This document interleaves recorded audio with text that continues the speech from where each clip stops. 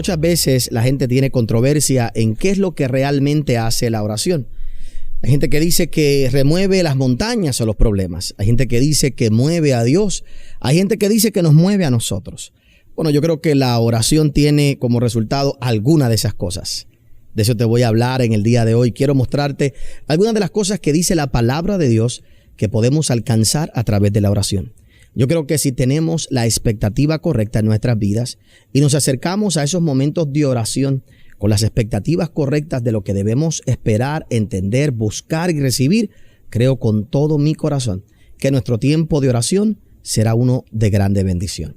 Disfruta de este poderoso mensaje. Si me estás viendo a través del canal de televisión, marca el número que aparece en tu pantalla. Tenemos personas disponibles para orar por ti en este tiempo y creerle a Dios por un milagro sobre tu vida.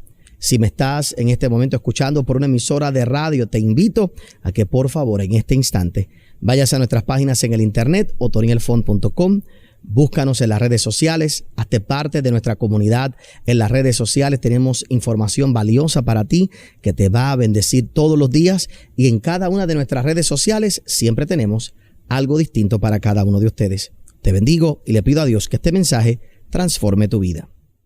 Cuando nosotros miramos la palabra de Dios, podemos ver el lugar prominente que tenía la oración, especialmente en los apóstoles, en los líderes de aquellos tiempos. ¿Cómo era tan importante para ellos orar? No tan solo lo vemos en la vida de los apóstoles, lo vemos en la vida de Jesús. Jesús pasó mucho tiempo orando. Jesús pasó mucho tiempo en el monte orando. Jesús antes de iniciar su ministerio se fue en ayuno y oración. Vemos que una de las cosas principales que ellos hacían una y otra vez, era el elemento de orar en sus vidas. Si yo logro algo con este mensaje en el día de hoy, es que realmente tú puedas sentir y tener el deseo en el corazón, el deseo en tu corazón de poder orar y desarrollar tu vida de oración personal con Dios. Mientras yo me preparaba anoche y esta mañana, oraba en mi casa un rato, sentía no me gustó usar la palabra carga, pero realmente puede ser la palabra urgencia, ¿verdad? Y es algo que yo no sé cómo transmitirlo, ¿verdad? Porque es algo muy personal, que realmente tú quieras tener una relación con Dios, que entiendas lo importante de esto, que realmente no vivas una vida de cristiano light, sino que realmente tu vida sea una vida de disciplina en todas las áreas como creyente y que la oración sea parte de tu vida, parte de tu rutina diaria, ¿verdad? Y si pudiera lograr eso con esto de los próximos días, me sentiría bien como pastor. Y si por lo menos logro que alguno lo tenga, bueno, pues me siento satisfecho. Y que tú inicies tu vida de oración. Pero hay muchas preguntas que la gente se hace con respecto a la oración. Por ejemplo, una de las preguntas por lo general que la gente hace, ¿qué cambia la oración? ¿La oración cambia a Dios? ¿Nos cambia a nosotros? ¿Qué cambia? Hay un montón de preguntas que la gente siempre trata de buscarle 5 patas al gato de por qué hacer las cosas. La gente, por ejemplo, lo mismo van a tratar de buscarle 5 patas al gato de si diezmar o no diezmar, si ofrendar o no ofrendar, que si se diezmaba esto, aquello. Siempre la gente siempre va a buscar excusas para no hacer las cosas. Lo primero que yo quiero que tú entiendas en el día de hoy, con respecto a la oración, número 1 es que la gente siempre pregunta qué cambia la oración o qué logramos con orar. Pero lo primero que yo quiero establecer en el día de hoy es que los cristianos no oramos porque cambie nada. Los cristianos no oramos porque yo cambie, aunque cambio cuando oro. Los cristianos no oramos para que Dios cambie porque Él no cambia. Los cristianos ni oramos para que algo suceda. ¿Le parecerá extraño lo que estoy diciendo? Pastor, ¿por qué usted dice eso? Porque los cristianos lo primero que debemos saber es que oramos porque se nos dice que tenemos que orar. No es que la oración no cambie nada. Lo que yo quiero que tú entiendas primero es que una de las primeras cosas como creyentes que tú y yo debemos tener en nuestra vida es la disciplina de hacer las cosas porque tenemos que hacerlas. que podamos estudiar y que podamos analizar y profundizar y volvernos teólogos y estudiar, y vamos a ver unos puntos importantes en un momento. Pero óigame bien, más que hoy convencerte a orar, yo quiero que entiendas que tú oras porque se nos dice que tenemos que orar. Aquellos que tienen hijos aquí, ¿cómo te fastidiaba cada vez que tú tenías que darle una explicación para que hagan algo que tienen que hacer? No es que si quieres, no es cuando puedes, no es cuando desea. Y la bendita pregunta es, ¿por qué? Entonces la respuesta debe ser, la correa te va a dar la respuesta. La correa, la bofetada te va a dar la respuesta. Entonces, ¿por qué? Porque yo te digo que hay que hacerlo. No, pero dame una explicación.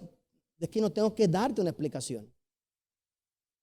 Entonces, lo primero que yo quiero que entendamos con la oración, hermano, antes de tratar de profundizar en ella, antes de tratar de entender que, ¿verdad?, por qué oramos o qué cosas ocurren cuando oramos, porque es bonito aprenderlo. Lo primero que yo quiero que tú entiendas es que la Biblia te dice que ores, ¿ya? Y eso debe ser suficiente. Eso debe ser suficiente para tú sentarte, orar, para tú compartir con Dios, para tú tener comunión con Dios. Y si no pasa nada, no es que no va a pasar nada. Yo lo que quiero es que tú te pongas en el patrón de pensamiento de que no necesitas estar, óigame bien, tratando de convencer a tu mente de hacer algo que simplemente se nos pide que hagamos. Independientemente de lo que puedas obtener con tu oración, oramos porque tenemos que orar. Esto es algo muy difícil de entender para los creyentes modernos, porque siempre necesitamos una explicación para hacer las cosas. Y ahí es donde lamentablemente fracasamos como cristianos. Le explico. La religión musulmana ora a cierta hora en particular donde quiera que esté. Los judíos oran a cierta hora en particular. Y si nosotros vamos a creer que nuestra fe en Dios, oiga bien, que nuestra fe en Dios, en el Dios que nosotros creemos, es el Dios verdadero, nos debe dar vergüenza que unos que adoran a un Dios que no es verdadero lo hagan disciplinadamente y nosotros no lo hagamos disciplinadamente.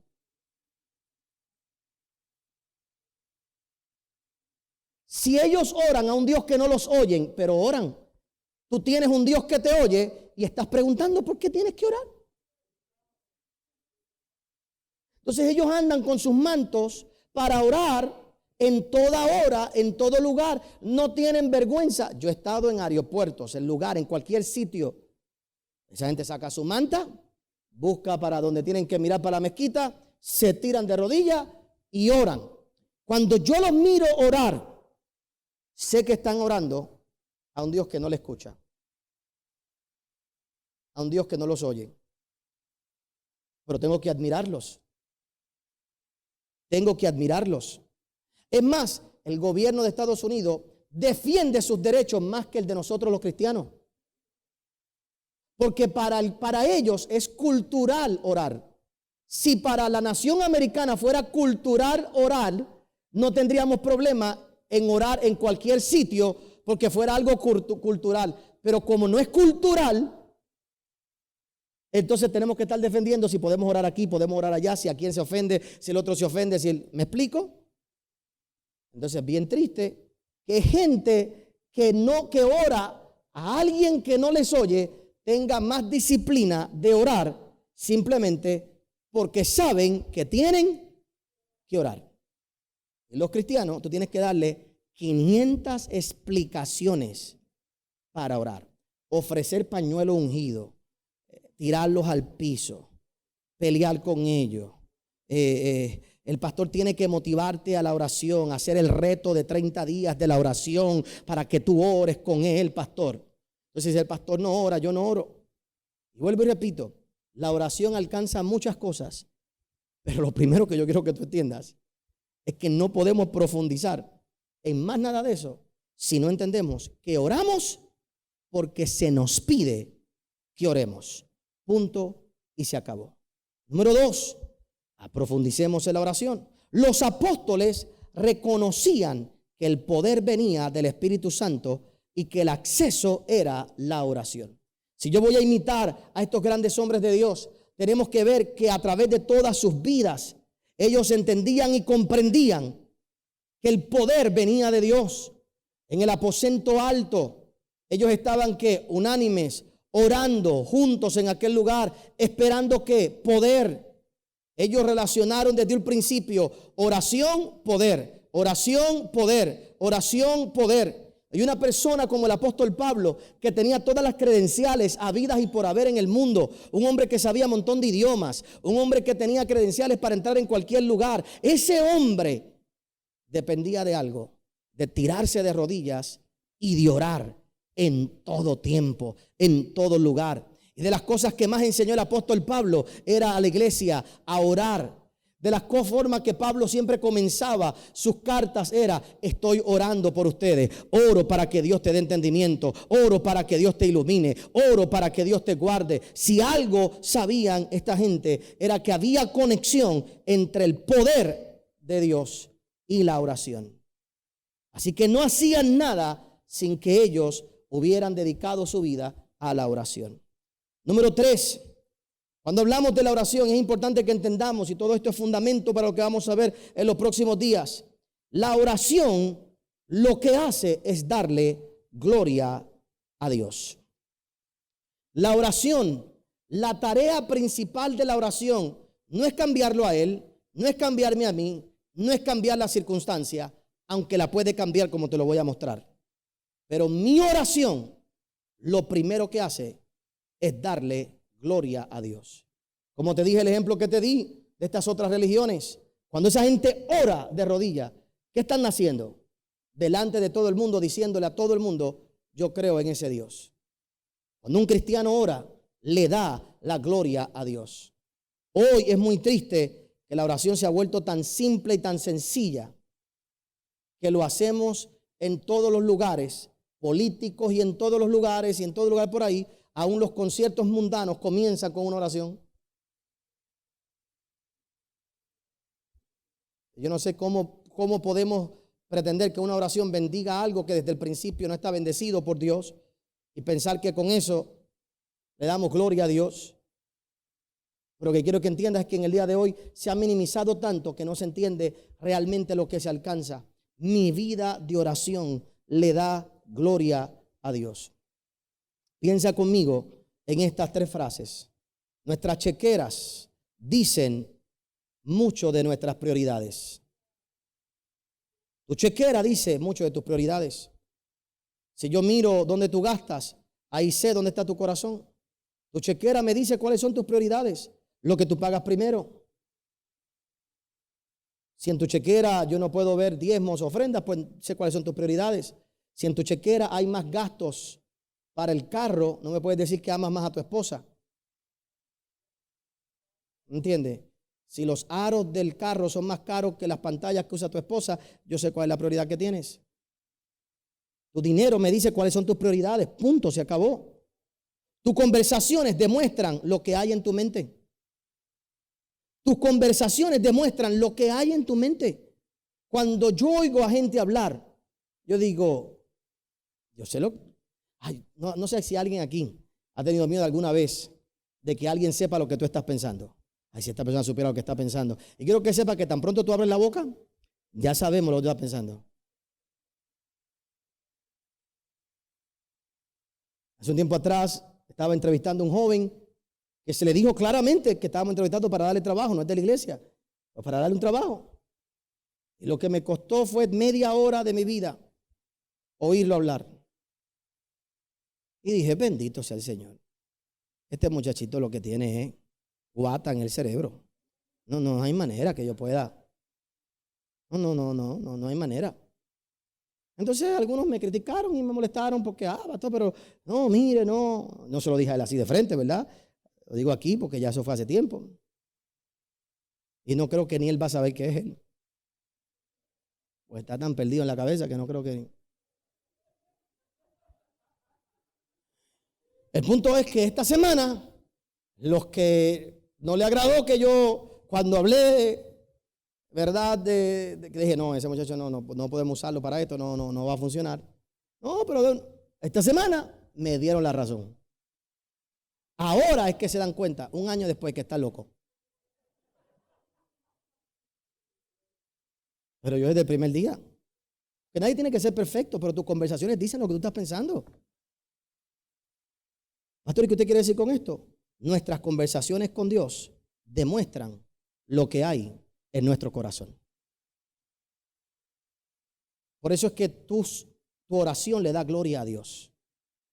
Porque cuando tú te arrodillas a orar y tú derramas tu corazón delante de Dios, ahí es cuando realmente se abre tu corazón. No hay lugar más seguro para tú abrir tu corazón que en un tiempo de oración. Te adelanto que la mayoría de las frustraciones que tú tienes, la mayoría de la sanidad interior que tú tienes, en vez de tener tanto psicólogo, tanto psiquiatra, tantas cosas, las resolverías de rodillas en oración, porque en ese lugar es que tú viertes tu corazón y tienes a alguien que te va a oír, te va a escuchar, va a hablarte, va a conversar contigo y va a educar tu vida. Cuando tú oyes la gente cómo oran, tú sabes lo que hay en el corazón de ellos. Y oiga bien, vuelvo y aclaro, no quiere decir que mi oración no alcance algo. No quiere decir que mi oración no provoque cambios.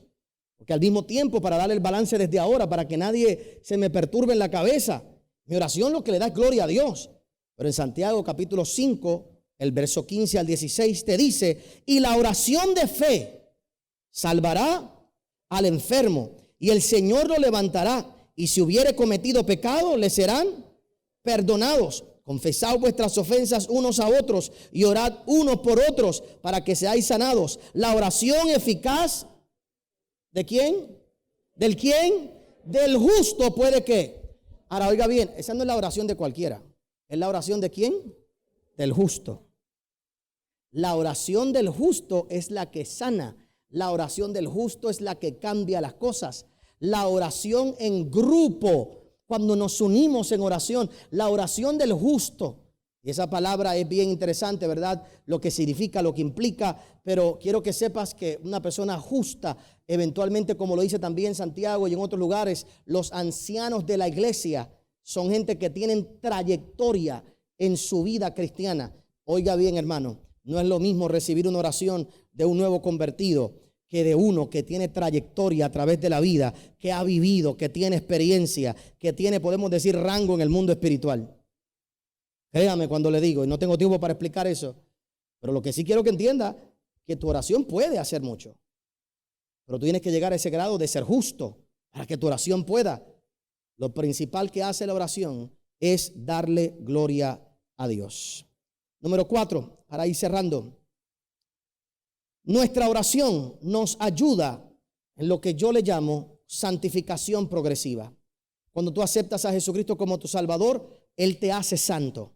Él te traspasa del reino de las tinieblas a la luz admirable. Pero esa santificación se va a ir, tu mente todavía no lo entiende y tu cuerpo no lo sabe. ¿Sabe? El pecado no se va de tu cuerpo inmediatamente. Hay que romper en frío. Tus hábitos hay que ir cambiándolo. Dios te hace santo ese día espiritualmente, pero tu santificación mental y física es como progresiva. Vas poco a poco sometiendo tu carne. Y en Romanos 8, 26, 27 dice, y de igual manera el Espíritu nos ayuda en nuestra debilidad. Pues ¿qué hemos de pedir como conviene? No lo sabemos, pero el Espíritu mismo intercede por nosotros con gemidos indecibles. Mas el que escudriña los corazones sabe cuál es la intención del Espíritu, porque conforme a la voluntad de Dios, intercede por los santos. Cuando yo oro, Dios me ayuda con mi debilidad. Y mi debilidad tiene que ver en todos los renglones. Mi debilidad en mi vida personal, mi debilidad. Pablo oró para que el aguijón se le fuera quitado. ¿Y qué le dijo el Señor? No te va a ser quitado. Bástate en mi gracia, porque mi poder se perfecciona en medio de tus debilidades. Pero Pablo alcanzó ese poder orando para vencer su debilidad en ese tiempo.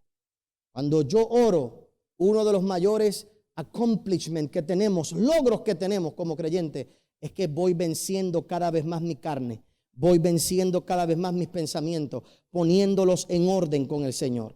Por último, para terminar orando en el día de hoy, quinto, nuestra oración nos ayuda en nuestra obediencia a Dios. Cuando yo oro a Dios, y estos dos los podía tocar, ¿verdad?, juntos quizás, no tan solo voy santificándome progresivamente, no porque oro me hago santo, porque soy santo oro, y como oro, ahora voy venciendo mi carne, voy venciendo mis pensamientos, voy venciendo mi mente, me voy santificando, purificando poco a poco.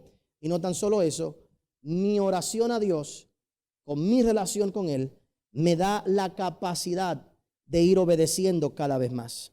En el libro de Lucas, capítulo 22, el verso 39 al 40, dice así: y saliendo se fue, como solía, al monte de los olivos, y sus discípulos también le siguieron. Esto es hablando de Jesús. Los discípulos lo vieron un día salir para el monte, como él siempre, lo que dice ahí, como él solía hacerlo. Esta gente sabía, hey, él sabe que va a orar. Cuando llegó, y los discípulos le siguieron, y cuando llegó a aquel lugar le dijo: orad que no entréis en ¿qué? En tentación. El Señor le dijo a Pedro: ora para que no entres en tentación. Ora para que no caigas. Ora para que no falles. Los que conocemos lo que pasó en ese capítulo, Jesús mismo cuando los vio orando, ¿qué pasó? Ellos no pudieron orar ni una hora. Jesús le dijo: la verdad que el espíritu quiere, pero la carne es débil. Al último se dio por vencido. Fue donde ellos: oren, chicos.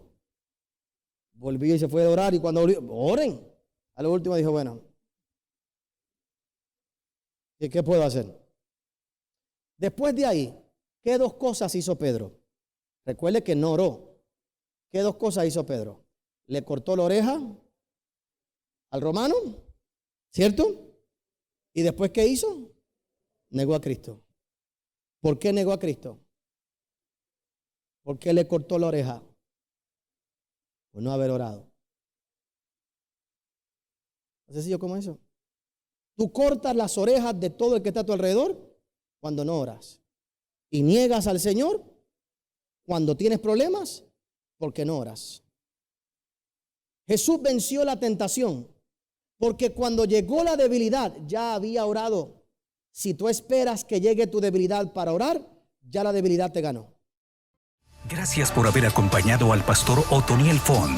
Si este mensaje ha sido de bendición a tu vida, puedes obtenerlo llamando al número que aparece en pantalla. También puedes hacerlo accediendo a nuestra página en internet www.otonielfont.com. Te esperamos en la próxima edición del pastor Otoniel Font.